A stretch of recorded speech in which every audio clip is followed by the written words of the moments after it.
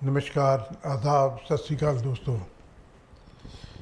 बहुत दिनों से सोच रहा था आपसे दिल की बात करूं। जो कुछ हो रहा है हमारे सब कॉन्टिनेंट में, भारत में, पाकिस्तान में, दिल बहुत दुख से भरा हुआ है। पहले 22 मई को जब आतंकवादियों ने मासूमों को मारा, उनका पर्पस बड़ा सिंपल था, भारत में सांप्रदायिक दंगे फैलाना।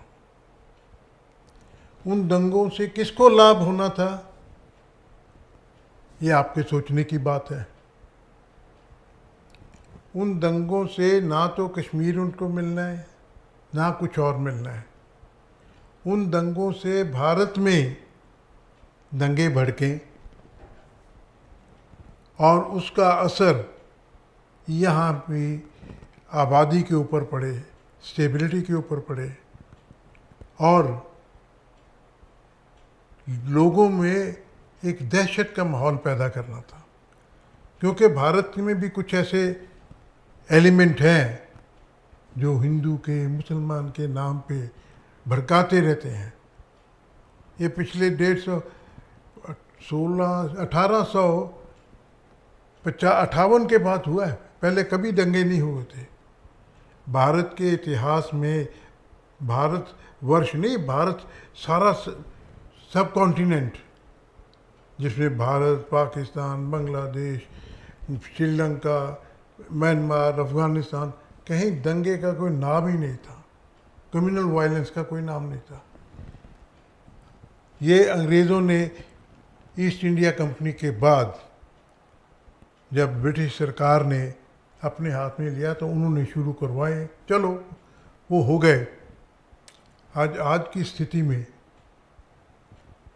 जब हम देखें, सबसे घिनौना काम किया है जो नेते जो बिल्कुल जिनका कोई कसूर नहीं, कोई राजनीति से नहीं, किसी चीज़ से नहीं, उनको मारना।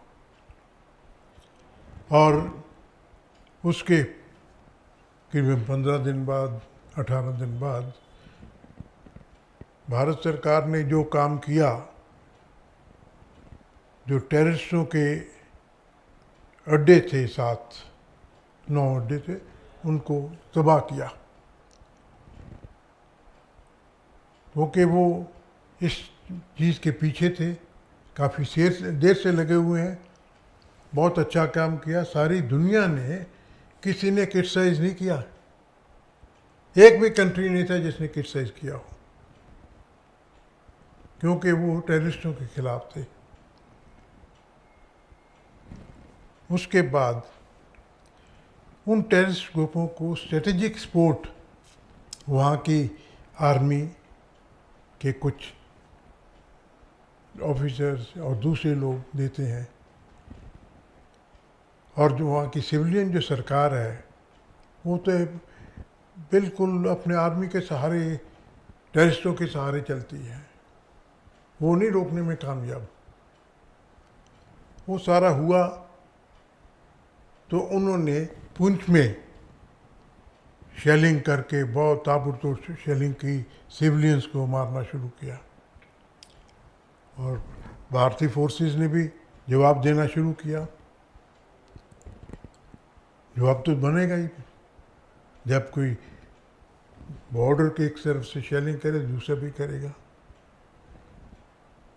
तो उसका असर फिर एस्केलेशन में हो गया, लड़ाई बढ़ गई। 4 दिन पाकिस्तान ने अटैक किए, ड्रोन से, मिसाइल से इंडिया ने किए, एयरफोर्स भी यूज़ की।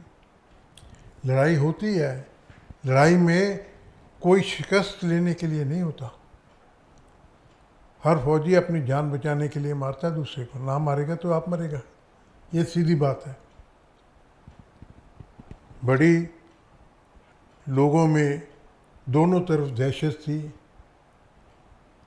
लोगों को अंदेशा था भी ये ज़्यादा बढ़ेगी तो कहाँ तक पहुँचेगी, न्यूक्लियर वार तक भी पहुँच सकती है। जब किसी की डिफीट हो, हर शस्त्र बल इस्तेमाल करता है वो। ये सारा होने के बाद एकाएक प्रेसिडेंट ट्रंप का बीच में एंटर होना और उन्होंने अनाउंस करना कि 5 बजे से इंडिया और पाकिस्तान में सीज फायर हो जाएगी,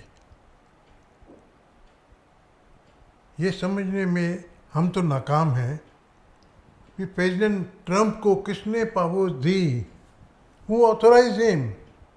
गवर्नमेंट ऑफ इंडिया ने बैक किया था, बैक किया होगा ना, ट्रंप साहब आइए इंटरफेयर कीजिए, हमें बचाइए। क्या जरूरत पड़ी थी ट्रंप साहब को। और उससे बाद बड़ी बात, जो शिमला समझौते के तहत कश्मीर बायलैटरल इशू आपस में बात करनी है इस पे, ट्रंप साहब कह रहे मैं कश्मीर में भी बात करवाऊंगा। बड़ी ये शर्म की बात है, आज तक ऑफिशियली भारत सरकार ने ये कभी नहीं कहा कि हमने ट्रंप साहब से कभी दरख्वास्त नहीं की कि आप इंटरफेयर कीजिए, हमने कभी टाइम नहीं उनसे नहीं मांगा। ये बहुत अफसोस की बात है। आज सारे हिंदुस्तान में रैलियाँ किए जाओ, हम सिंदूर बांटे जाओ, जो मर्जी कर लो, तो लोगों के दिल में चैन नहीं। पहले लड़ाई भड़काओ, फिर इसके उनके पीछे जाओ, हमें बख्शो, हमें बचाओ। क्या ज़रूरत है? ऐसे नहीं देश चलते।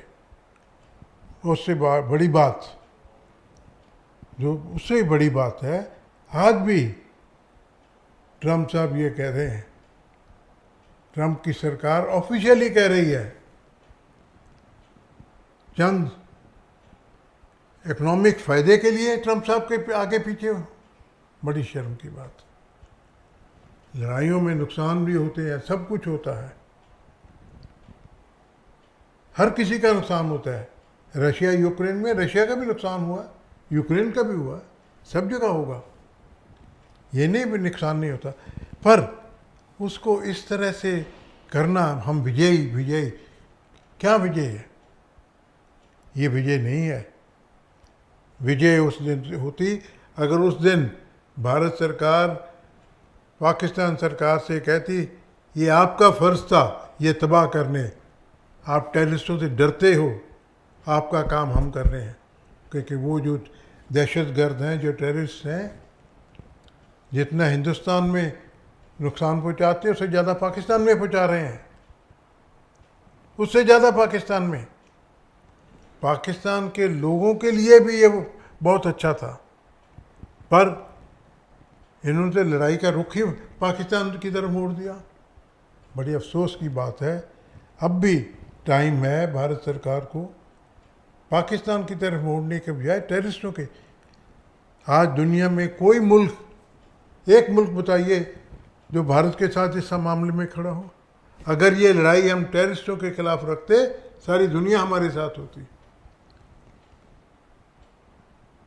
जिस तरह हम पहुँचे हैं जिस जगह पे, तो मेरे को एक पंजाबी का बहुत पुराना पोइट है, शाह मोहम्मद, सूफ़ी भी है वो, उसने एक लफ्ज़ बोले थे पंजाबी में, फ्रेज़ है उसका, एक सरकार बाजों फौजां जित के अंत नूं हारियां ने, फौजां जित के अंत नूं हारियां। आज हमारे आर्म फोर्सेस को शर्मसार होना पड़ रहा है बिकॉज ऑफ हमारी गवर्नमेंट हमारी ठीक होनी चाहिए। किसी के गड़गड़ाने की ज़रूरत नहीं, हमारे आके बीच में पड़िए, सीधा लोगों से रब्ता कीजिए, पाकिस्तान के लोगों से रब्ता कीजिए, और इससे शांति आएगी। इससे इन लफ्ज़ों के साथ आपका बहुत बहुत धन्यवाद। जय हिंद।